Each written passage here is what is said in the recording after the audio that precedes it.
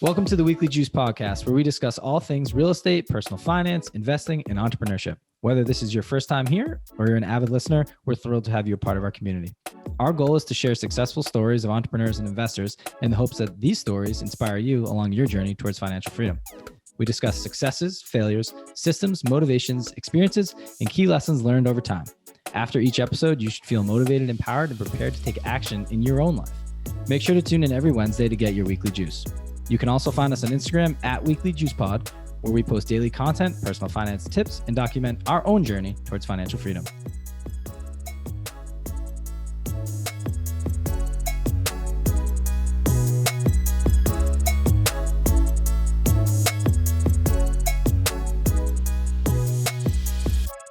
This episode is sponsored by RentRedi. Are you looking for an affordable property management software to help you manage your rental portfolio? Check out our partner, RentRedi.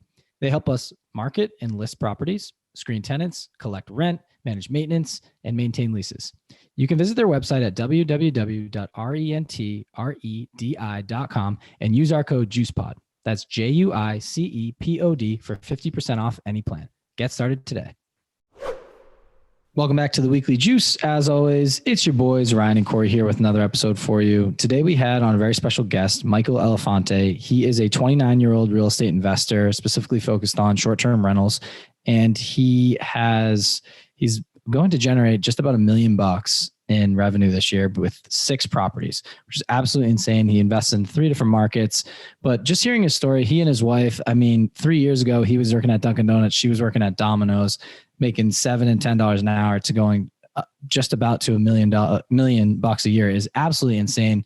He's also documented his journey on social media, and he's skyrocketed on TikTok up to 730,000 followers. Yeah. Has a course out teaching people how to be successful at Airbnb. Just like the guy's got it going on, and just an incredible story from zero to hero. Yeah. The cool thing is he was talking about how his wife's due in the next couple of months. He's going to have all this time to be able to spend. He spends like a couple hours a week working on his Airbnb business, and he talks all about his time freedom. I think that's the most important thing, is just like, I'm now no longer trading my time for money to go work for a typical 9-to-5 job where my money's working for me. And now I'm going to be able to spend time doing the things that I want.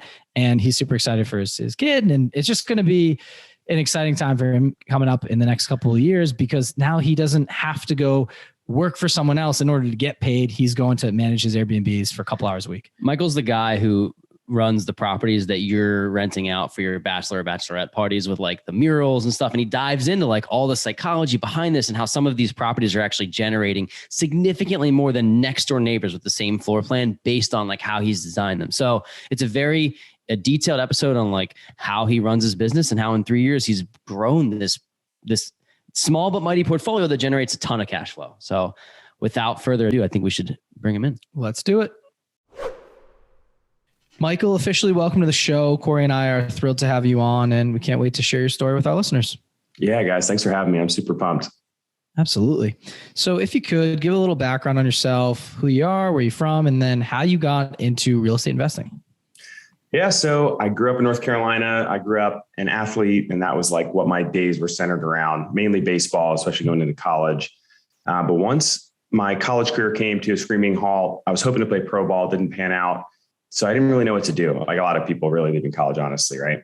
So I applied for a bunch of jobs and actually ended up deciding to come back for a 5th year. But before then, I was working at a startup. This is back in 2015, a startup tech sales company called Who Looks Medical, which is definitely like a major HIPAA compliance issue. But they basically put cameras in waiting rooms to kind of like promote advertising based on like who was looking. So super weird product, made $0. So I was just trying to make some money through that summer while I was figuring out if I was going to come back for 5th year or not. The only company that would hire me was Dunkin Donuts. I went to interviews at multiple restaurants. I had restaurant experience. So I was just looking to like wait tables. I applied for some internships, nothing panned out. I even made it to the final interview for Chipotle, and they picked some high schoolers over me. And I had a finance degree from Elon University. So I was like, man, that's tough.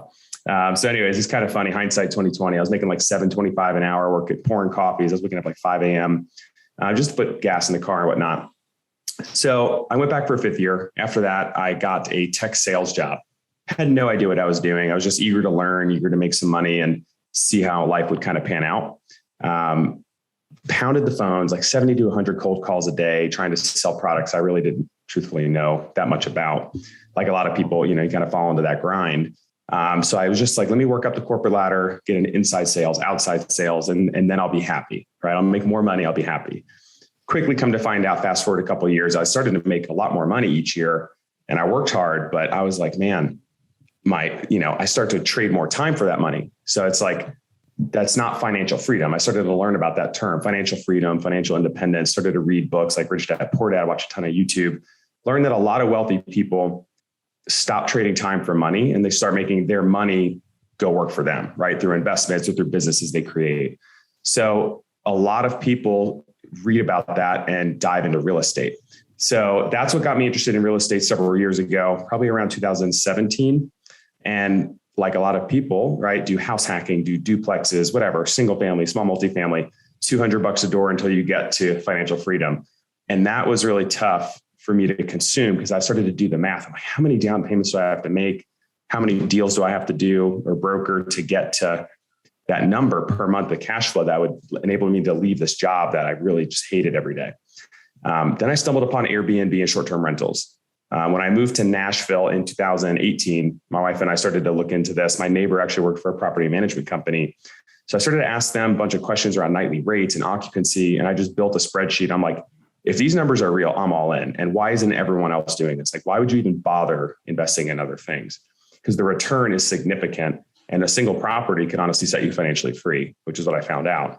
So we were all in. I actually sold my truck, which was like a super souped up GMC Sierra that I loved dearly, just finished paying off, sold that so I could actually have enough money to furnish the first property because we didn't have enough money.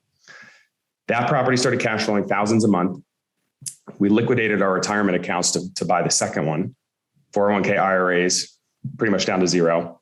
So I say all in, I meant all in. Yeah. Got a second one, fast forward, saved up some cash flow money from work, got a third, partnered on our fourth deal, which we can get into all these deals if you guys want later. I don't want to burn too much time at the beginning, but now where we're at today, my wife and I quit our jobs officially in April of 2020, traveled for a year in a camper van, managing our Airbnbs, started doing a bunch of content online, just kind of sharing these experiences, sharing knowledge around short-term rentals, what I was learning, what worked for us, how it worked for other people. The 4 properties we had up and running were cash flowing 27 to 30,000 a month ish. And we are about to launch 2 more. I was actually working on a listing today for our 27. Hold on, 2,700 to 3,000 a month. Is that what you're saying? 27,000 cash flow. 30,000 cash flow. Okay, for all 4 of them. Total. Okay, got it. Okay. Yeah, right. It's crazy when you're talking short-term rentals. I'm not joking. A single property can cash flow thousands per month. We've had months where a single property, and these are some of them are larger, right, have done 29,000 in cash flow for a single month. I mean, that is insane to me. I was like, this is not real life that I'm living in. But again, we can kind of carve into how we figured out like a cool formula for that. But we're about to launch 2 more, which will probably get us to 45 to 50 grand a month in cash flow. And it's just really cool to see how quickly this can happen for somebody who is literally working at Dunkin Donuts. By the way, my wife worked at Domino's, so she was making like $10 an hour, the big dough, no pun intended.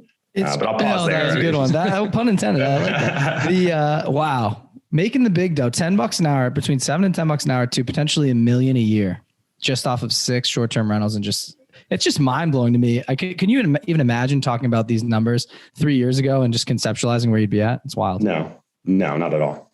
It's amazing. Yeah. I mean, let's talk about the short-term rentals and where specifically you were finding them, because I think that, there's some relevance here in the past couple of years to what's the right market to look in, maybe not the right one, but the right one for you. Where are you buying these and where do you continue to buy these short-term rentals?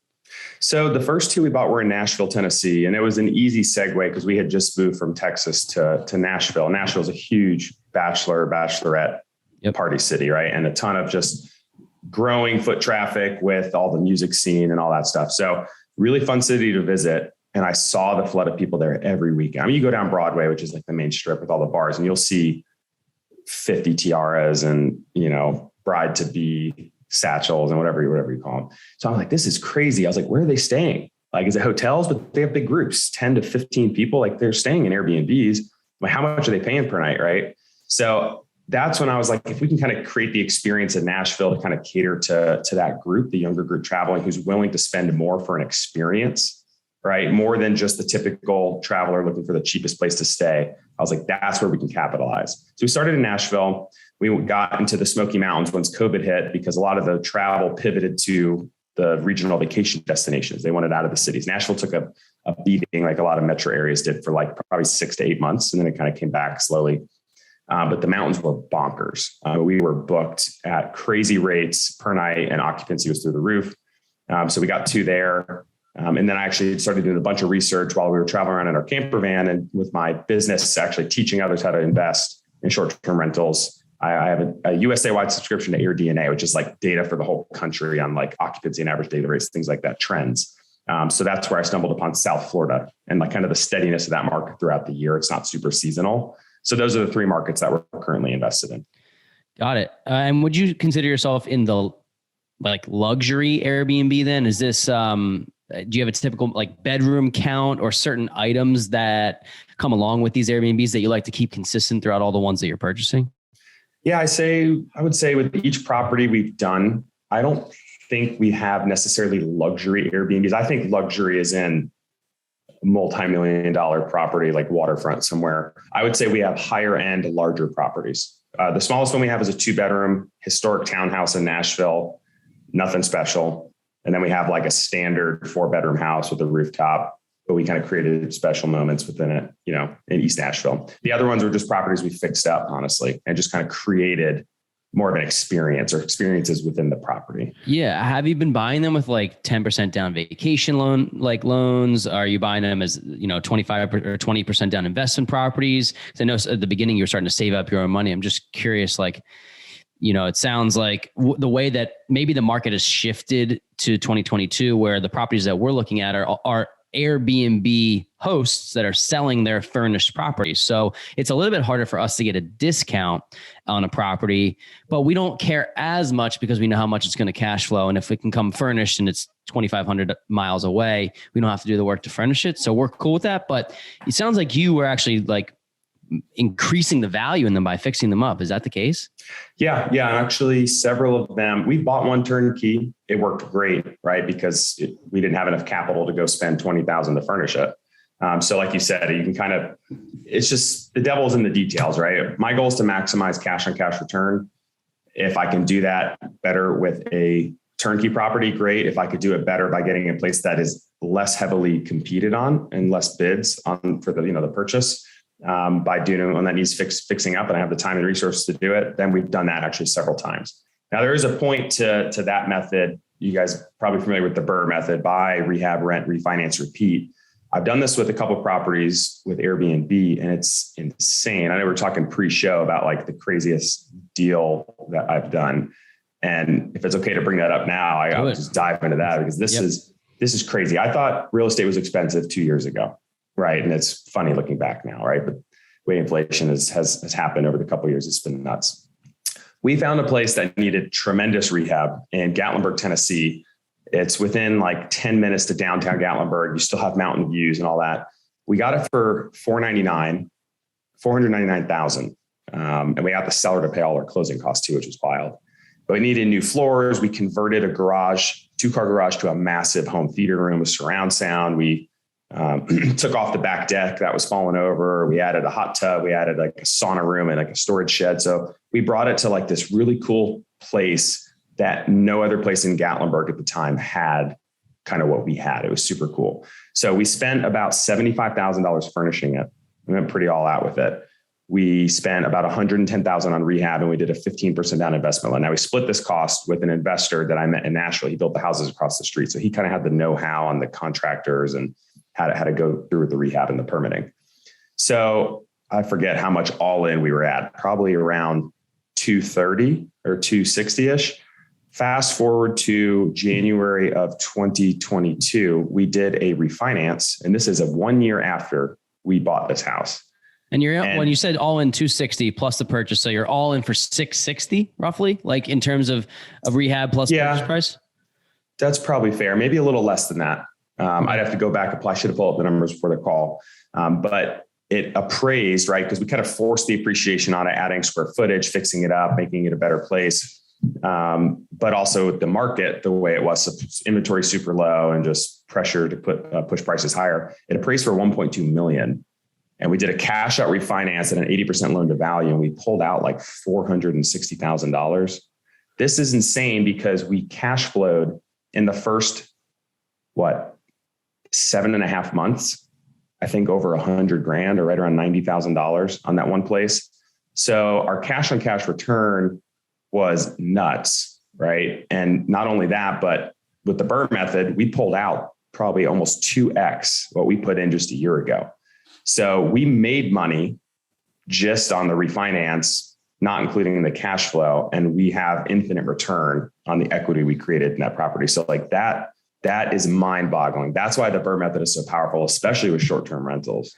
Yeah. And that's first of all, that's an incredible story. I think now you're able to become your own bank in a way where you have that $400,000 and you don't, $400,000. Yeah. And then you can buy these high-end properties and do it again and rinse and repeat. And that's really what the BRRRR method's about. But that's the perfect scenario. That's insanity. There's a lot to unpack here. I mean, first of all, can you talk to how you decided Gatlinburg, Tennessee was where you wanted to go? And then how did you meet the partner, right, that went in on the deal with you? It just so happens that he or she was amazing with contract work and figured out, hey, we obviously got to fix the deck, but then you said the home theater room, just like certain things, like how did you know how to mold it into be something unique that would give you this cash flow per month? Obviously you probably didn't expect it to appraise for 1.2, but just the little things on like expecting cash flow and knowing that you were going to at least be a differentiator than from other properties in the area.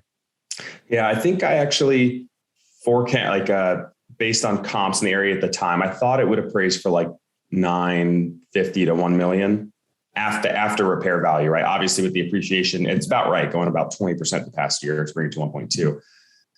But we looked at Gatlinburg. I actually looked at Gatlinburg before Nashville because Gatlinburg, for those that don't know, is basically the Tennessee side of the Smoky Mountain National Park, right? The other side being North Carolina. That's the Tennessee side entrance, which is way more popular than the North Carolina side. But there's like 15 to 17 million visitors per year that go to the Smoky Mountain National Park, the most visited national park in the country, I think by a landslide, actually. So it's crazy. There's so much development going on in Gatlinburg, Pigeon Forge, Sevierville, which are the three towns there. And vacation rentals have been around forever. Airbnb and Vrbo basically just kind of democratized short-term rentals for everyday investors like myself, especially with all the other apps that help us not have to rely on a local PM to advertise and manage the property for us. So that's why we looked at Gatlinburg. We found the partner actually because he built the two houses across the street from us. We lived in like an area that was kind of being gentrified, a lot of like tear downs, new homes, a lot of new development going on in Nashville. He built the two homes across from us. He dropped off a gift card to say, sorry for the noise. And we're like, dude, thank you for building the houses. This is helping the whole neighborhood kind of like bring up the value and whatever. So we just became friends over the next like 6 months and talked to him a lot about what we were doing with short-term rentals. I was still like only a year in at that point. And he's like, man, I would love to do a deal with you. And I'm like, sure. Like, let's find one that makes sense. Like, let's go 50-50 on equity, how much funds we're putting up. I want you to manage the rehab. My wife and I will manage the furnishing design and we'll manage the property and we'll split the cash flow 50-50. So it just kind of worked out and just happened organically. There are other ways, obviously. I would network online as much as possible, join different groups. Oftentimes, if you pay for like a course, like I have one, for example, but you could go do anyone's really. They oftentimes come with like Facebook groups that are like private groups just for networking. So mine, for example, I have several hundred people in them that are networking and brokering deals with each other to figure out like who's interested in what areas and kind of what would be a good fit for people. But you can do that on different, like bigger pockets or Facebook groups. So there's a lot of ways to kind of meet people and network. Yeah, Mike, I was gonna mention so that you just laid out a deal how this would work for people, and obviously you don't meet contractors, they don't knock on your door every day, but this is kind of the picture here. 50-50, you split the equity, 50-50. You break up the who's doing what, the contracting work versus the managing, and then you split the cash flow 50-50. I think it's so worth it for somebody like that to come into the business and start to create passive income, because once he finishes that job, this contractor, all of his work is pretty much done and he can collect it. And it makes there's so much margin in it that it makes sense for somebody to want to be able to partner. So I've had somebody approach me. A family friend has said, like, I'd love to start an Airbnb fund. And I'm like, okay, well, like, just one other thing add to my list of things that I want to do. But it's this whole thing where you have these, you can pull money, you can pull resources. And with the amount of cash flow that you can bring in, it's just, there's infinite ways to partner.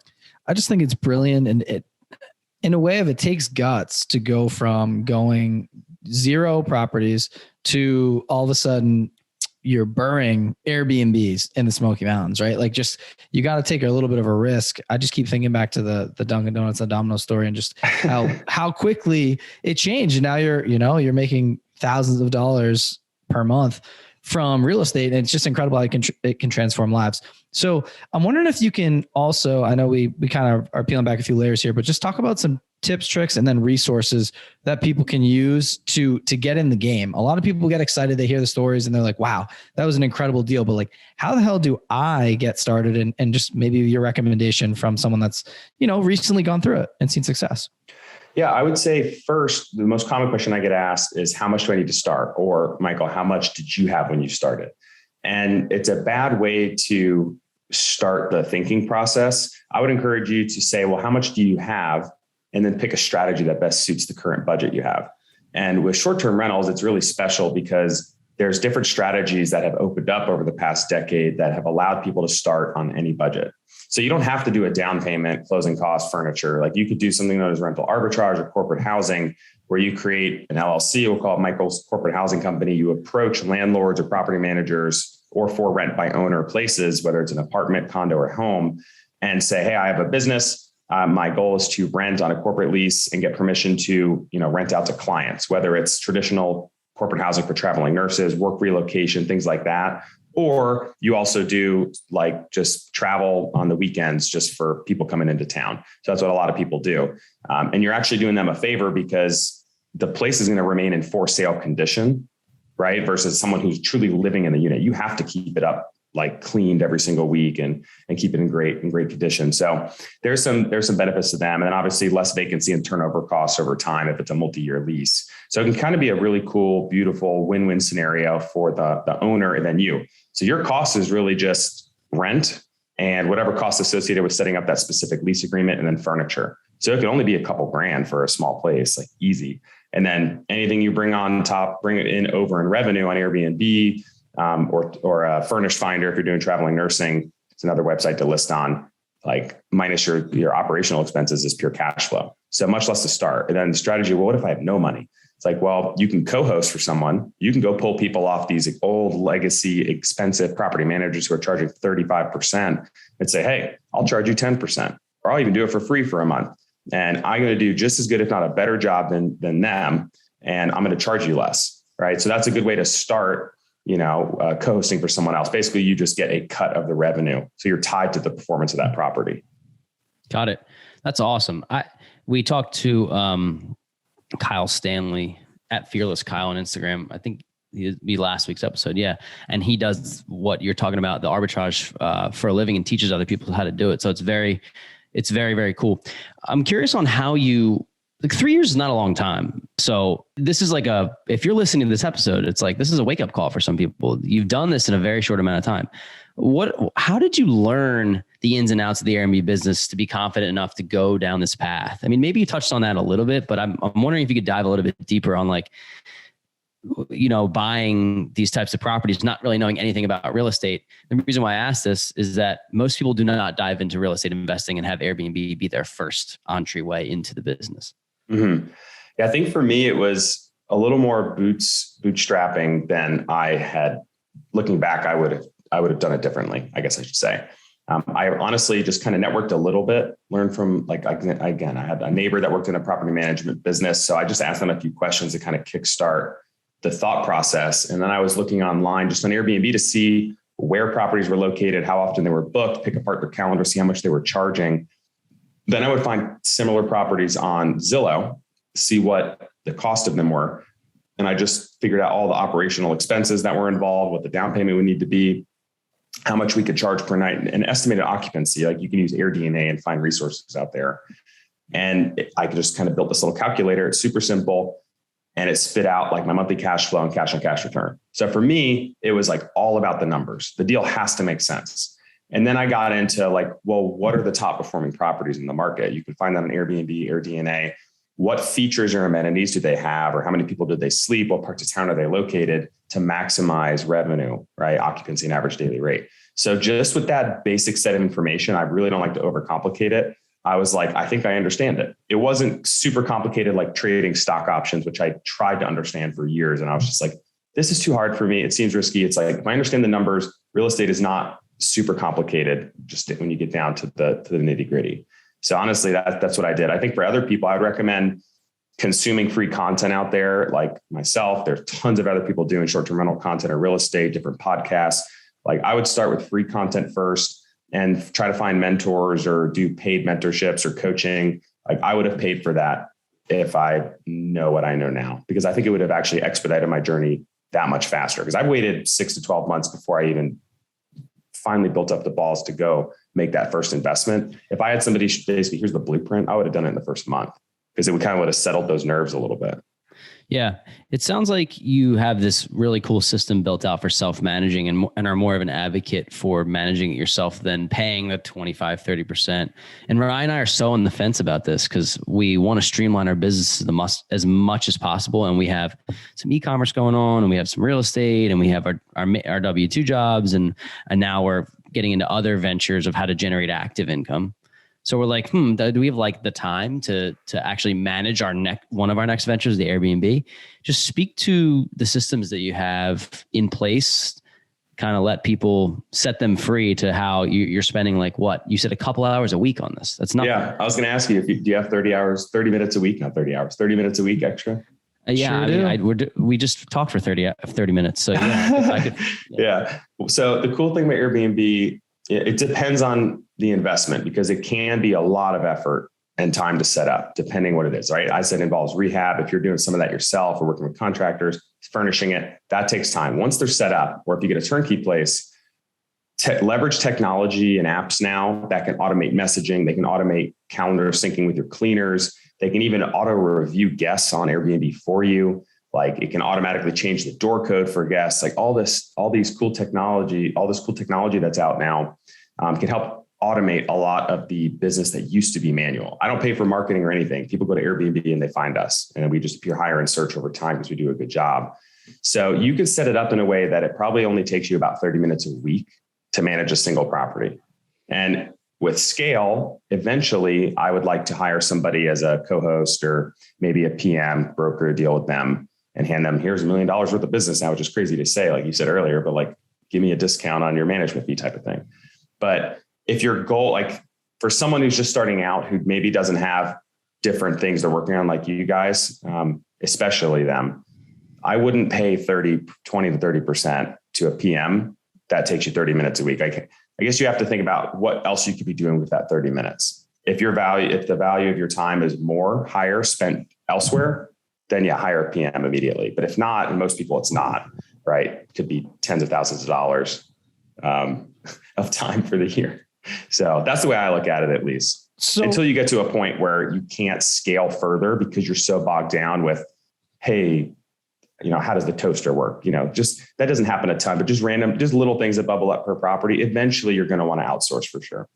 Absolutely. I think part of it comes down to just our dislike for being in the weeds on things. But personally, I work in customer service, so I kind of get that kind of aspect of the business and setting up the systems. I know there's a bunch of different ones that you can use to help automate. And like you said, the automatic messages, then hiring your cleaner and then having the cleaner's calendar synced with yours and like put them in.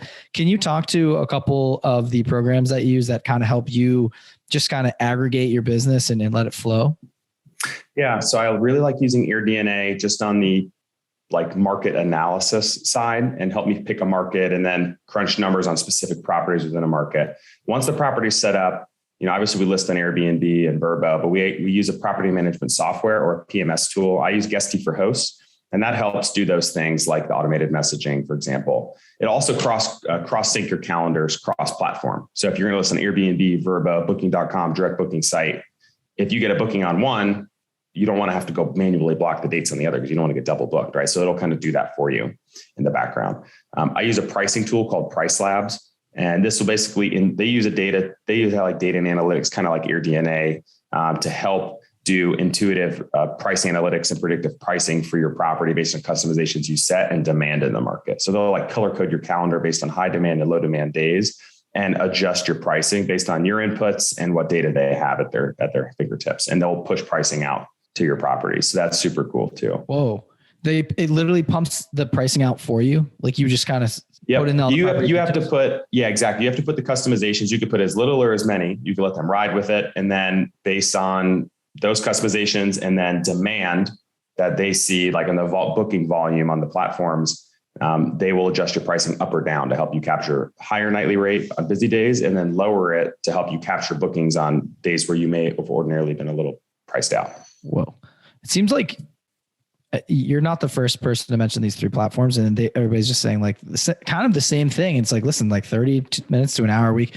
Where are you seeing the most time spent then? Just with all of this, is it replying to one-off messages? Is it just getting things set up? I'm just curious and like trying to conceptualize like a day in the life, right? Or like a week in the life of like, if we do this tomorrow and we got to be ready the next week, how are we supposed to kind of run our ship? So once you're set up, I would say that honestly, the most amount of time spent is probably answering just one-off questions like, hey, can I check in early? My flight gets in at 10 a.m. I know check-in's not till 4. Clearly we say no early check-in, but sometimes we'll try to accommodate guests or charge an early check-in fee. Usually it's just those simple questions to answer that takes the most time. I would say other little things that bubble up are just minor maintenance things, which we can still try and automate as much as possible, but inevitably you're still going to have to coordinate some of that with handyman or your cleaning team. Right. But that's really the two biggest things probably that eat up more time than other items. Okay, cool. And then I'm trying to, I'm like envisioning myself in the property now. Do you have specific, I don't want to say cookie cutter, but like go-to products or go-to things that you want on your property? So for example, a Ring camera or like an owner's closet or a guest book, like just things that you specifically maybe customize to your portfolio? Yeah. So I guess two answers to that. The first is just really must-haves. Like I have a security camera on the front of every single one of our properties. Highly recommended either Ring floodlight or Ring doorbell. I like the floodlight because the lights come on for guests if it's not a well-lit entrance. Wi-Fi, like decent Wi-Fi, so you can use these devices. And then smart lock. You don't have to have one that changes codes automatically, which Guesty can do for you, but having one that you don't need a physical key. Right. Physical key backup is necessary, but no physical key is great because a guest can just come punch in the code. They're in, they're out easy. I will say as far as what we do, like we have a lot cleaner closet and some other things, but as far as standing out that we do specifically, I aim to try and create 1 to 3 key experiences within every property, because think about your attention span on TikTok or Instagram.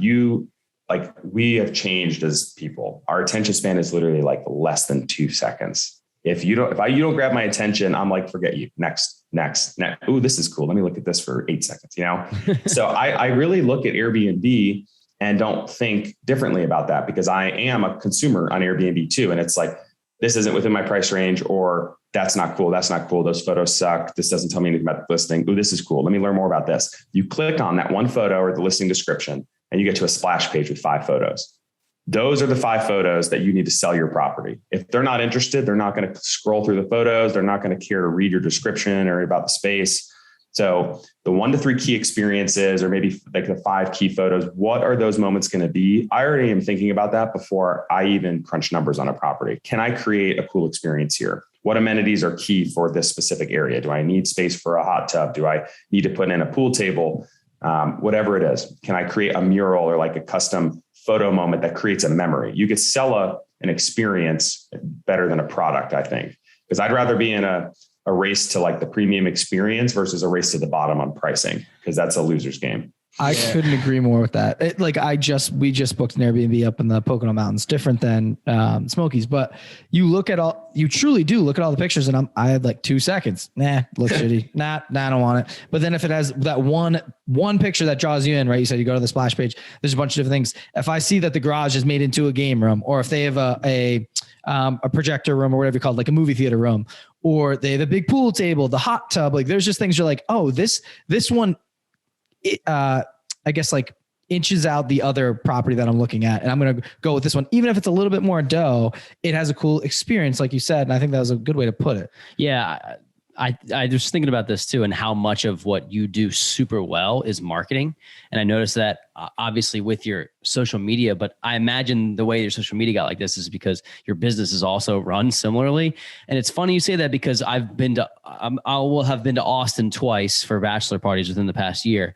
And guys aren't as much like this, but for bachelorette parties, like one of the places we stayed at had like this super Instagrammable wall. And I was looking at it. None of the guys took photos, right? But like, I know for a fact that like, if that catches an eye of, I don't know, 25 to 30-year-old, somebody getting married, like with a big group, like how much of life today is marketing yourself and putting yourself on social and wanting to have these Instagrammable moments. So standing out like that, even it's just something as simple as a wall, which is literally could probably cost you like $2,000, and that might be high, right? To do this, to just separate yourself, I think could bring you thousands and thousands and thousands of extra dollars in revenue. Was this one of those like grass walls with the neon signs? Yeah. Like, Dude, that's exactly what I think of when I think of like an Instagrammable wall. Yeah. It's or, so simple. or like one of those people want it though. It's like with the wings coming out, and I'm just like, oh God, it's funny, but it works. It really does work. You guys are describing some of my properties. It's hilarious. Yeah, the first property we ever did. And I'll tell you why we did this. So a lot of people don't know that there's probably hundreds, but there are dozens of interactive murals. There's hundreds of murals around Nashville. Like that's what you do now. You open a business, you pay 20 grand for a mural on the wall, and it draws people because they want to take photos in front of it. And I thought this was silly until I go drive by on a Saturday, and after a celebrity like Taylor Swift or somebody takes a photo in downtown Nashville with these giant wings, it looks like they're on her back. And now you have hundreds of people on a Saturday morning, literally not wasting. They're spending hours just to take the photo and tell their following, whether it's 100 people or 100,000 million people, look where I am, look at this photo. They're come to Nashville to do that. And so I was like, what if I could bring that experience inside? So we called this place Butterfly B&B. I paid a mural artist $2,500. I had like a mosaic wings in my mind for butterfly wings. So, and it says Nashville written above it. And we're not even in downtown. We're like 10 minutes from downtown. We book out months in advance on most weekends, and our usual pricing for a Saturday night is between $750 and $1,100 a night. And we're charging almost 2x what our neighbors typically charge because we have that mural on the living room wall. 2x. Bachelorettes want, sometimes 2x, because they want to take that photo. It's nothing special. It's the same floor plan. The two houses next door, the same floor plan. The ones across the street are one less bedroom, same floor plan. The four next door, 2 bedrooms, same floor plan.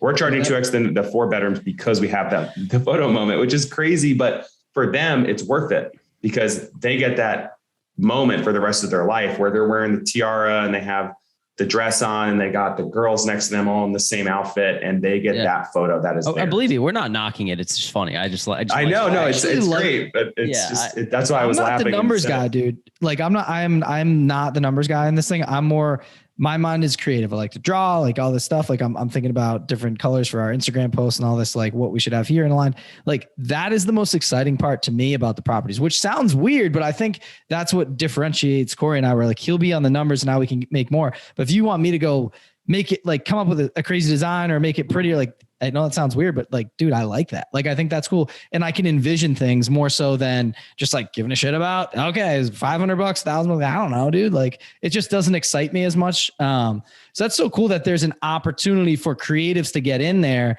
and make a name for themselves in this market, in this, I guess you want to say this industry. I would bet interior designers have had a spike in the last 3 years of just their business and their creativity and how much they've meant to, Airbnb hosts. You were just talking about, what's your mortgage, if you don't mind me asking, on that property that you can book for, what'd you say, $1,000 a night? Like, so we ended up refinancing it. We bought it at $495. We refied at like $525. I don't know, but the mortgage is probably like $2,000 or $2,500. Okay. But like just for example, this is funny. This is the best month ever. It's funny enough to talk about this property. We're doing just shy of 17,000 in revenue in April 2022. 17,000. So let me just like break this down for people it's funny. I went right to the numbers. You were just saying this, but like, let me just break this down for people. $17,000. Let's say your mortgage is $2,000. Let's say, dude, if you had a furnace go every month, let's add $3,000 to that, right? Which is impossible. But like you're talking about, like at worst case scenario, with all of the other things that you could possibly have to pay for, the difference in between 17,000 and I don't know, put on $5,000 for your expenses for that month, which is probably high. You know, you just made 12 grand, and that's in 1 month. And for people to, the way that I conceptualize why I think this is such a great thing is that for me to, Ryan and I have good jobs. We like our jobs. They're stimulating to a point that we tolerate them and like the people that we work with. But for me to make $12,000 extra in a month, I would have to have something astronomical happen that month, right? Like extra from what my salary and what I'm normally making commission. So to be able to do this and spend that couple hours a week, it's like, I'm not suggesting it's for everybody, but if you have one or two of these properties, you can change the trajectory of your income in your life. For sure. I look at it like, instead of going to work, even if you love your job, it's like you're still trading time for money to go pay for the liabilities in your life, your mortgage, your car, your family, food, things like that. If you could supplement that and let your assets that you invest in pay for all the liabilities in your life, your assets being cash flowing properties, for example. All right. So that monthly income pays for, that's financial freedom. So you can go to work and you have zero stress about money. Not that you do now anyway, right?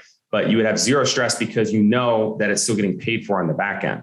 Oh, you want a new car? It's like, in my mind, this is crazy too. Like my wife just bought a Range Rover, which is not a cheap car, but before we bought that car, we invested all the money from 3 cash out refinances directly into 2 more rentals that'll produce thousands of dollars a month of cash flow each.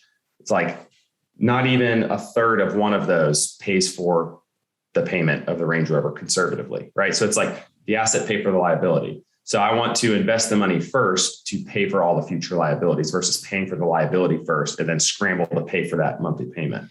Yeah, we put a post. The trap a lot of people get into. Yeah. I mean, we put a post on our Instagram, and I could pull it up right now, but it was like, I think it says, don't fund today's lifestyle with tomorrow's income. And that's exactly what you're saying. It's just reverse of, it's kind of reverse engineering. And that's what Ryan and I are doing with our personal income, is like, how can we make our active income turn it into passive income and turn that passive income into more passive income, so that passive income can then support the lifestyle that we ultimately want. So sure. There's just so many ways to do it, and having the Airbnb story. But I love that is like a perfect synopsis of, you just got, double the amount of somebody next to you because of the creativity that's involved in it. That's really cool. You're trading your time for money, and that you kind of put it into a perfect little box with a bow on it, right? It's just like, even if you love your job, how much time are you spending of your life to go do that job just to fund your lifestyle and all the other things in it? And so there is a trade-off if people are interested, and you clearly scaled it faster than most. I do want to ask you this question. I know we haven't touched on this at all before, but you went from 0 to 6, right? And your income went skyrocketed. Do you work with a CPA for tax planning purposes? And can you talk to just like maybe that arm of the business? It's very important for a lot of people, and a lot of people have no idea what they're doing. So can you talk to maybe like from a guy that has, was going through the regular W-2 income to an astronomical amount, like thousands per month, like how important it is to have someone out there just to track everything, make sure it's done properly. I'm just so intrigued. Yeah, for sure. As soon as we made the first real estate investment, because I understood at the very base level, I don't understand tax code at all. And I didn't care to read through tax code because most CPAs don't know all the tax code out there. That's why they specialize, right? So I was like, if we have a real estate investment, I know there's tax benefits. I'm not going to spend hours and days trying to figure out how to actually do my tax return. And also tax planning, like, hey, Mr. CPA, like, what do I do if I'm starting this LLC or investing in this asset or creating this business? Like, what is the best way to structure things and the most tax advantageous? What can I write off? Right. So yeah, we did hire a CPA who I just asked on I think a Facebook group or a Bigger Pockets post, like any recommendations. Fortunately, I found a guy who was a year before opening his own practice. I don't even know if he's taking on clients anymore, but he was kind of started specializing in real estate clients. And he also, this is a big criteria for me, he also owns several properties himself. And he is very pro, taxpayer and not pro IRS. And I mean that in the most legal way possible. Like he's like, I'm going to make sure you do not pay a penny more than you are supposed to. You already pay enough to the government. And so hearing that from him and having him have experience, not only with real estate clients, but investing in himself, that was attractive to me. So yeah, you could write off all sorts of stuff. That's the beauty of being an investor or business owner is you do not pay the level of taxes. Because I've been a high income earner before my W-2 job. And as you guys know, you pay an absorbent amount of taxes, like insane. And there's nothing you can really write off. And a lot of people don't understand that. So investing into real estate, there's a lot of tax benefits that you get, which can reduce your overall tax liability, which is great. Yeah, this is such important stuff. And, just a caveat, none of us are attorneys or CPAs. So like you take the advice with the grain of salt, but this happened to me earlier this year. I had like one of my best months ever at work. And I remember doing the math on the amount that I got paid on the actual commission. And it was like 58% of the sale came to me. And I'm like, this is insane. Like that just means that however long it took me let's say it took me a year to finalize that sale. I just took 5.6 months of the money that it took me in time and handed it to the government. So that's to advocate for putting these properties in LLCs to do the planning, which we actually haven't done. We have CPAs, but we haven't done the tax planning through the year. And that's the next phase. That's why I asked it. Cause we're going to be coming into, knock on wood, a lot more income in the next year. And so I'm just forecasting. I was like, listen, I don't want to get hit with a massive tax bill that I was not expecting. And I know there's a ton of strategy behind it. We could talk to how you were expecting not to pay taxes this year. And then you got hit with a little bit of a bill, but it sucked not to get a refund. You know what I mean? Yeah. I thought I planned it the right way with the real estate to get a refund and I didn't. So it is what it is. But, the way I actually look at it with the refunds, I'd rather pay more out of pocket and have a tax bill than get a refund, because what do we have? I just did a video on this on YouTube today, 6 straight months of inflation, year-over-year increase. 8.5% was the inflation increase from March 2021 to 2022. That's insane. So if you had overpaid in taxes throughout the year, and a lot of people are really excited to get a refund, which you should be excited because it's money you're getting back in your pocket, but that was money that the government just held for you. Where, hey, I could have invested this 12 months ago in the stock market or in a rental property and have it produce a return for me during that time. So what I actually realized is a lot of real estate investors, because you're supposed to pay quarterly taxes or, to the IRS to avoid a penalty. The penalty is like 4 or 5% or something like that. It may be more, don't quote me. But if they know that they're getting ready to invest in a big deal where they're going to get a 10 to 20% cash on cash return, they'll eat that 5%. By not paying quarterly taxes. I'm not saying it's not tax advice, but they'll invest because the difference, the delta is they're going to come out 10% higher than they would if they just paid the government right then and there. So there's a lot of these different tax strategies that I had no idea about until I was talking with my CPA and didn't even know they exist. And he's like, well, this is what some of my clients do and something for you to consider. And I'm like, this is fascinating.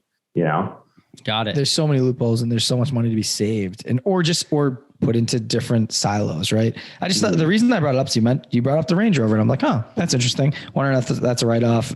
And I don't know. Range Rover is not a write-off, but there you go. I did order the Cybertruck. It was supposed to be here this year. It probably won't be here until like 2030. Who knows?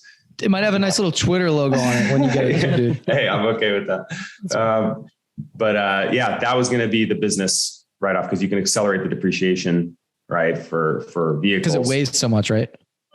Vehicle weighing over like 6,000 pounds, I think it is. So you can accelerate that, basically write off the whole vehicle in the first year. So it's pretty interesting. So like if I buy the Cybertruck, $100,000 car, I can potentially reduce my tax liability by $100,000. So instead of paying 35% on that, right? It's a great way to, if you're going to buy a vehicle anyway, you could buy a specific type, specific weight, and you could basically pay less in taxes throughout the year. Cool. For that year. Yeah, makes sense. I have a couple questions before we wind down the show. I think one of them is you've had this acceleration in the past 3 years. I'm curious what your future goals are with the Airbnb business. Well, what are you trying to do? Are you trying to continue to grow this thing, double it, triple it? Or are you like, I know you spent the year traveling, right? So what are your future goals with your business? So yeah, I'd love to continue to get more properties. I think right now my wife and I are being a little more opportunistic.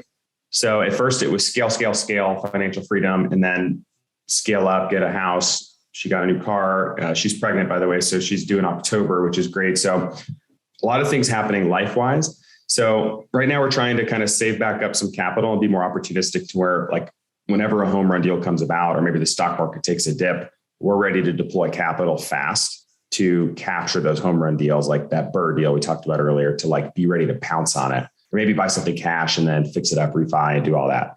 So I would love to continue to scale, but right now I'm just more focused on some family stuff and scaling social media, and so kind of like my e-course and coaching business as well, because that's a big part of my income too. And I'm able to do that from a desk at home versus maybe trying to like broker deals or going out and finding properties to invest in. So kind of all of the above. Awesome.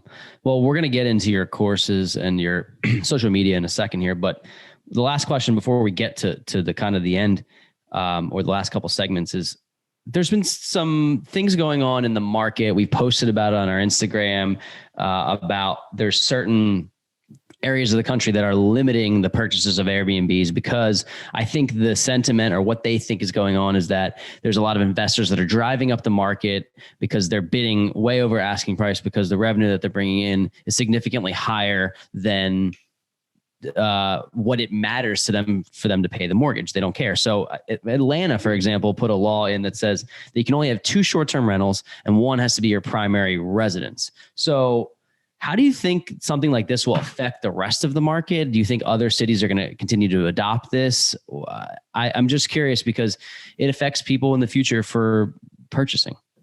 Yeah, for sure. I'm kind of torn between the two, because part of me wants to say it's a free country. You should be allowed to do what you want with your money. If you want to invest in short-term rent it, then that's great. As long as you're abiding by any HOA rules or any existing, regulations, like you're paying your taxes, all that. The other part of me is like, I understand from that perspective. I think in highly residential areas, maybe you shouldn't be short-term renting. Like maybe you should be more specific about the locations. I think Nashville is a good example to where they're not cracking down to the levels of Atlanta, which I think that's crazy, by the way, that you can't invest there and do short-term rental just if you don't live there. Like that's insane. Nashville at least says it has to be zoned in a certain area, like commercially zoned, or a specific area, or a planned unit development that was built for short-term rentals. So at least the entire community, or the majority of the community, is short-term rentals. So it's not like you're disturbing all the neighbors, disrupting a micro community within a city. So it's kind of a balancing act. I think it actually plays an advantage for investors if you can find a place that is legally zoned to be short-term rented in a place like Nashville, because there's essentially a soft cap on the market. There's only so many places that you can invest in that specific market in short-term rent.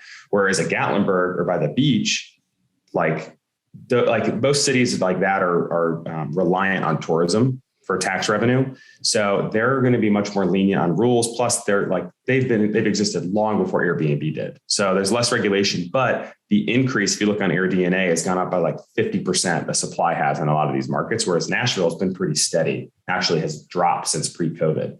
So it's just about knowing the local laws. And if, whether you agree with them or not, it's just kind of like, do your research, do your due diligence, and just figure out where you're legally allowed to do it. Because the last thing you want to do is buy a place and not be able to operate. Cool. Great insight. I have one kind of coupled with that, but just kind of the way of the world right now. They're talking about rate hikes and rate increases over time. Are you concerned about those at all for someone trying to get into real estate investing? And just, how long do you think they'll last? Just kind of give us your thoughts on the overall landscape. Yeah, no idea how long they're going to last. It's such a weird thing that the Fed does to manipulate the market, right? First with COVID, just to back it up, they print all this money, they lower rates to avoid a drastic recession, which probably should have happened, right? We're in a big debt bubble. COVID happens. The economy shuts down. There's no way it should have bounced back that fast, but it did, because they did those things to try to stimulate the economy.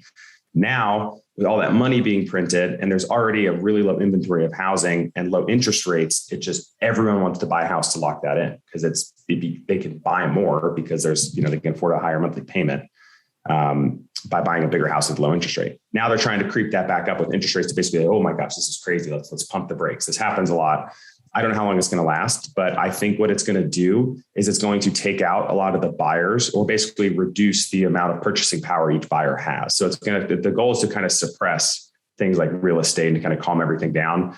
I think real estate prices are going to level out somewhat. I think in markets where inventory is still really low and there's mass migrations to, like in Nashville, Austin, Texas, South Florida, I think they're going to kind of steadily increase with time. But that's kind of what I'm seeing or thinking in the future. I think it still comes down to the numbers though, right? You just have to factor in if the interest rate is going to be higher, make sure you factor that into your analysis and your mortgage payment. If the cash on cash return still meets or exceeds your goal or expectation, then in my opinion, the deal still makes sense. Yeah, it's funny when you go on YouTube or you go onto Instagram or TikTok, it's just like people love, for the clicks and for the viral, they love the doomsday scenario. It's like everybody loves the doomsday scenario. And it's like, I see it all the time. It's like, we're in the next crash. We're going. And here's the way that I look at it. And I don't claim to know anything. I'm just giving you my opinion. So you're honest. Yeah, exactly. I think that if your goal is to hold long-term, I don't think you're in trouble at any point when you buy real estate. I think that, will there be some leveling out in the market? I think there probably will be. And I think there should be, because I think it's absolutely crazy and unsustainable. But I think if you're looking to hold real estate for the long term, I just don't see this becoming an issue, and there's not enough supply in the market, and the lending standards are not near what they were in 2008. I just don't, like, everyone's like, it's going to repeat itself. Like it just doesn't seem like that to me. And again, take that with a grain of salt, because I don't know that much, but I just figured I'd throw my 2 cents in there. So I'm still excited as ever about investing in real estate, and I'm not excited about paying 7% or 8%, but there's, if you hold and you play your position the right way, you'll always be able to refinance as these rates come down, because they're not going to stay up there. They may be. And invest for cash flow, not appreciation. I think that's where people get in the most trouble in real estate, is where they're highly leveraged and holding something where they need a profit on the sale of property, like a flip. Right. Totally. So if you guys are investing for cash flow, I think you're good, as long as, you're holding long-term, like you said. So I like your point there. Exactly. Cool. I think we made it to the core 4. And in the core 4, we're going to ask the same 4 questions just to get, that we ask all of our guests to get to know you a little bit better. Do you have a favorite business book, maybe real estate investing book, mindset book, something that helped you kind of frame where you were going? So the one book that I think was a tipping point for me, mindset wise, which doesn't come up a lot when this question gets asked, but it's called Cash Flow Quadrant. It's a sequel to Rich Dad, Poor Dad by Robert Kiyosaki and the Rich Dad team. The main takeaway from that book was the cash flow quadrant, which, if you guys aren't familiar with, it's 4 parts, right? So you have employee, self-employed, business owner, and investor. Those are the different quadrants. Like one side of the quadrant, you're trading time for money, and the other, you're creating businesses or investments that are more passive, exponentially build your income and wealth. So that was the key takeaway, understanding that, but really understanding the risk element of investing is risky. Like, I'm afraid to lose money. The biggest thing from this book for me was the point he made, where he's talking about, is it riskier to work the rest of your life in a job that you may or may not like until you're 65 or 70 years old and hope to retire? Is that not riskier than investing your money, especially when you're young, into something that's a calculated risk? Like, that was like, holy crap. Because I spent years not investing so much of my income, because I was nervous of, like, what if the volatility of the stock market happens, or right, what if I don't make money in a real estate investment? So that was my big takeaway. Yeah. And it's never been more true than it is right now, when you try to go earn a living at a W-2 job and inflation is 7 or 8% and your raise is 3%. And then you're like, well, I actually just lost money making more money. And then your buying power is taken even more. So it's like, yeah, if you don't do something extra, and that's maybe an unfortunate position that we're in with an inflationary period of our lives, in the 50s and 60s, you used to be able to live a nice life by investing in your 401k, but that's not to say that it's not possible now, because if you make enough income, you probably can do that and retire early. But the whole thing is that the more buckets you have and the more separate income streams, passive and active, the faster you're probably going to get to that level of comfort and move out of a level of desperation, which is sadly where a lot of our country is. So that's a great book. I've read that book. I thought it was better than Rich Dad Poor Dad, actually, but because I'm like more like I needed to know like the ins and outs, and I like the philosophical stuff too, but I would say that Rich Dad Poor Dad's more philosophical and cash flow quadrants more like practical. So cool. Yeah. Second question on the core four, and I know everybody's at a different stage of their investing journey. So you're making this monthly with your properties. So take this with a grain of salt, but curious how you would invest or spend an additional $50,000. Of course, and I just handed you straight cash right now. How would you deploy it and why? I would 100% hands down. I would go in to do like 4 to 5 rental arbitrage deals. Because if I can do, let's say 10 grand each into 5 different rental arbitrage deals that I could easily cash flow $2,000 a month, I'm at $10,000 a month cash flow. So with an arbitrage deal, that's a creative answer. So with the arbitrage deals, don't you have to be, based on your example earlier, be renting one of those properties out and like going and living in there and then? Nope. No. So it's actually different because you're signing a corporate lease, not a residential lease. So the intent is not to live there. The intent is to get permission you or the business renting this, saying, I have permission to furnish it and re-rent it to my clients. Right. So you're renting it as a business and creating income off of that. So if you're able to do that the cost barrier of entry is so much lower than a buy and hold investment because there's no down payment, no closing cost, no credit. Right. So you establish an LLC, a few $100, call it your corporate housing company, whatever you want to call it, and you're off to the races. So, and the cash on cash return, it's not abnormal for it to be like 100 to 300% because there's no down payment and the cash flow is somewhat similar to a buy and hold, which is crazy. No equity, pure cash flow play. But that's how I would do 50 grand because I would have to stretch to do 50 grand for a big Airbnb, let alone not, by myself or versus partnering with someone, or I could go do that and create 10 grand a month cash flow. That would be awesome. That's interesting. How does the repairs and maintenance work on that? If somebody, one of your tenants that you're renting out to the Airbnb, if they break something, it's on you, but normal wear and tear, like you said, there's no appreciation, which is true, but like you're not in that situation, you're not paying for the roof. You're not paying for the water heater or the furnace or any of those things that go, correct? Right. Yeah, that's a great point. So I would say anything that's like a physical structure aspect of the house. Yeah, that's probably on the homeowner. I would say if it helps you broker the deal with the homeowner to allow you to do a corporate lease and re-rent is to say, hey, minor maintenance stuff, like if a guest breaks something, obviously one, you could charge the guest and they'll pay for it. 2, if the sink clogs up or the toilet does, like you could just pay for it. It's no big deal. Just call it a cost of doing business. Cool. So question 3, what's been your biggest mistake in your investing journey or your real estate investing journey? And how have you learned from it? So I would say the biggest mistake for me was probably not adopting automation tools early on. I didn't adopt the automated messaging, the automated pricing early enough. And that was just being lazy. Like I didn't do research on like what was available. I was like, here's Airbnb. It's easy. I'll copy and paste check-in instructions. As soon as I got that second property, I was like, this is not sustainable. Really quickly found out that it's really easy to automate messaging and stuff. So leveraging technology and paying for a small fee per month for technology, or maybe for someone else to help kind of coach you up, 100% worth it. Cool. I really like that one. Last question is, what do you want your legacy to be? So what gets you out of bed every morning to do what you do? Basically, what's your why? I think, that's a great one. I think like it just all revolves around financial freedom and what that can mean to any individual or any family. I mean, it's been life-changing for me. And, my wife's pregnant with our first kid, and just knowing that when that kid is born, I don't have to leave the house if I don't want to. Like I'm here. Like I don't have to spend time elsewhere. And it's like, you can be there for the important things that matter in life. And that can be for anybody, so just having that stability and having your time, because no one on their deathbed that was asked what you wish you spent more time doing. No one ever said, I wish I worked more. Right. There's probably a whole bunch of other things, travel, family, whatever.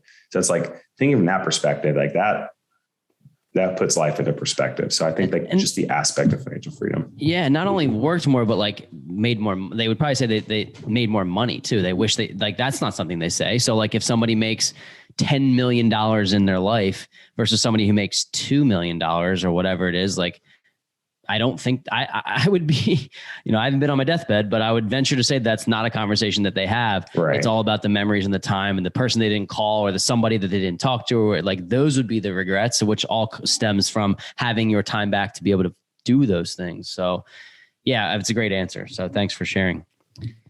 Cool. Last drop? Let's do it. Okay. So knowing what you know now, what advice would you give your younger self? We didn't even ask. And how old are you? 29. 29. Maybe talk to your 18-year-old self right now. What would you tell him? Well, one, I would tell myself, which is impossible to tell an 18-year-old, to like not take things so seriously at that point in your life, right? I think I would have been a better athlete, a better person to coach, a better son, a better brother, like all these things, don't take things too seriously. Two, like things don't have to happen overnight, but they can happen a lot quicker than you also probably think, or quicker than maybe your parents will tell you. So, if you want to become a millionaire, you could probably do it in 2 years. Like, I think there's a way to do it. If you want to become financially free, you could probably do it in a year. But you have to be willing to learn. It's not necessarily like I have to grind 100 hours a week. It's like, no, you have to learn how to do those things. So just expedite the learning path and again, not take things too seriously, because that can make you pretty miserable. Yeah, it's amazing the time horizons that people put on themselves, and I do it to myself too. It's going to take me X amount of years to get to this position, and it's like, well, if you think that it's going to take that long, it probably will. So how long do you really want it to take? And I know it sounds like kind of airy and philosophical and just that's fluff, but it's not. I don't think it is. I really think it's more about what can I do in the next year? You don't want to be sprinting to the point where you can't breathe, but what can you shorten that 5-year horizon to 1 year? And I think you'd be amazed at what you can accomplish. I know that we probably didn't think that we'd be in the position that we are now. And I don't even think we've accomplished that much yet, but we're still so much further ahead than we thought we would be. Move your timeline or your deadline up. Yeah. That's what we talked about. Humans are so good at adapting and growing and changing to everything that gets thrown at you. It's all right, let's actually challenge ourselves. If a gun was pointed to your head and you had a year to become financially free, could you do it? Absolutely, you could. Take 2 months. Yeah. But it's just something else happened. And there's obstacles and there's things that take your attention away and things you want to do to enjoy life too. Cause you never know, it's so short. And that's the game, right? That people go through in their head every single day. It's just insane to think about. But Corey and I, the reason bringing it up is we said January 1 of this year, dude, this is the go year. We're just going for it. It's yes to pretty much everything as long as it's calculated. And we're just we keep reminding ourselves of it because we're some days we're just holy shit, we're doing so much. We got to go in this direction for e-commerce. We got to go this direction for the podcast, this direction for real estate. And it's how do we siphon off what we're going to do? And it's all good things, right? So in December, I want to look over at them and be dude, we fucking did it. And the funny part about that whole thing is that talking to somebody like you, it's almost damn, we didn't put enough on our schedule for a year. We could do more. So it's inspiring. And that kind of, brings us to the end here. I want to talk about your course. So if you could give us kind of a synopsis on it and just maybe if people want to network with you, how do they find you? What kind of services do you offer? Because you're really big on TikTok and people love your content. So just talk to us about it. Yeah, thanks. I would say I always encourage people to take advantage of free content first anyway, before you consider a course of mine or anyone else's. So I try to put out a lot of valuable content. TikTok, Instagram, it's just at melefante6. And you can find all my resources just through link in bio. I offer a variety of things. The course itself, I never thought of myself as a course creator, but I had a lot of people ask for this resource. So I finally put it together, and the results from people that have taken it have been overwhelmingly positive. And that has been life-changing for me. Obviously it's been a great income stream, but seeing other people take the course and be hey, I'm cash flowing $8,000 a month on my first Airbnb. I'm well, one, I should be charging you more. Two, that is insane. That's life-changing, So that is super cool. So the course itself is a complete step-by-step guide from start to finish, the entire short-term rental Airbnb life cycle, how I do everything, all my resources, templates, all that stuff, screen share demos. Then you get access to a Facebook group with hundreds of other people, soon to be thousands, to network and share resources. I'm very active in that group too, but yeah, that's that. This is a testament to sharing your journey, people. This man has 730,000 followers on TikTok. And this is, again, I was saying this before the episode, this isn't to knock you, but you don't have 100 properties. You're doing an amazing job. You would think that there's this, you have to get this level of validity to be able to obtain that. And what you've done has just been authentic with your own journey, and people relate to it. And the relatability aspect is what makes things go viral in a lot of sense. So put your journey, put your story out there. It's what we've done. and it's worked for us. Someone's we're not gonna- at 730,000, but we're Not yet. No, but also we're not all of a sudden $1 million. I know it's six. Yeah. I know it's 6 properties, but it's a massive I didn't mean return. that in like I just meant that it's like It's what you've done is attainable. Like it's a real true thing that other people can do. And that's why we're sharing the story. exactly right. 29 years old, decided literally 3 years ago that he was going to leave Dunkin Donuts and Domino's with his wife and just figure it out, man. And it's interesting. You said something earlier. It's like, you just have to take the time to learn, but it's like taking the time to learn and then put it into action and stop fearing it. And I think it was, people can revert back to it, but that quote from the Rich Dad Poor Dad or Cash Flow Quadrant, it's so relatable. And it's just, you're trading time for money and just like how fast you want to do it. So, once again, if you are interested in learning about Airbnb, make sure to check out Michael's course. I believe we're going to offer a little bit of a discount for our listeners. Yeah. I'm happy to offer 15% off the course for anybody. And we'll talk offline. I'll get you guys a discount code. And I don't know if you want to do show notes or Instagram, whatever you want to do. 15% off for all you guys. And if you ever want to reach out on Instagram, shoot me a message. Love to hear from folks. I try to respond to a lot of people, especially if it's like a genuine question, not like a, hey, teach me Airbnb type of thing. Yeah. No, we get folks. those too. Try to talk to everybody, but sometimes you got to direct the question. But anyway, man, this has been amazing. Thank you so much for coming on. Thank you for sharing your story with us. We had a blast. Yeah. Thanks, guys. Thanks for having me. It's our pleasure. Thanks so much.